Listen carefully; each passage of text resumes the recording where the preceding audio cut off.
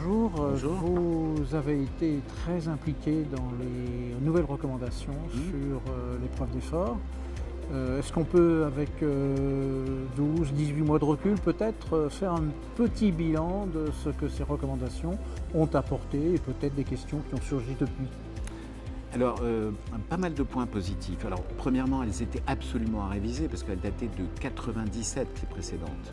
Donc, il fallait les mettre à jour avec le nombreux travaux qui sont parus. Ces recommandations ont permis de faire le tour sur différents points. Le point diagnostic, où il n'y a pas que le sous-décalage de ST qui est un signe de positivité, mais avec pas mal d'autres facteurs qu'il faut intégrer en utilisant des scores. On arrive à une valeur prédictive de l'épreuve qui est tout à fait comparable à celle des tests d'imagerie, contrairement à ce que la plupart des gens pensent. Ça, c'est le premier point. Le deuxième point, c'est que les conditions de réalisation de l'examen nécessitent toujours des précautions parce que les accidents, même extrêmement rares, nécessitent d'avoir un matériel de réanimation à proximité et la présence de 2 personnes pour faire les tests d'effort.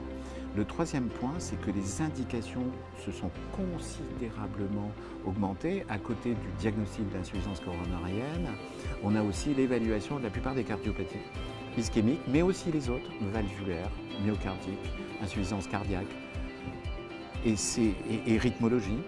Et toutes ces indications sont vraiment précisées dans ces nouvelles recommandations, surtout si on utilise la mesure des gaz expirés. La VO2 prend une place de plus en plus importante, elle est très très riche de renseignements. C'est le seul examen qui permet en une fois de mesurer ce que fait le poumon, le système cardiovasculaire et le muscle. Qui sont indissociables. Exactement. Et donc grâce à la VO2, on arrive à des diagnostics à la fois pulmonaires, séparer une dyspnée entre une dyspnée d'insuffisance cardiaque ou de BPCO, arriver à faire le diagnostic d'une anomalie musculaire. Et c'est un examen qui évalue parfaitement en fait les cardiopathies.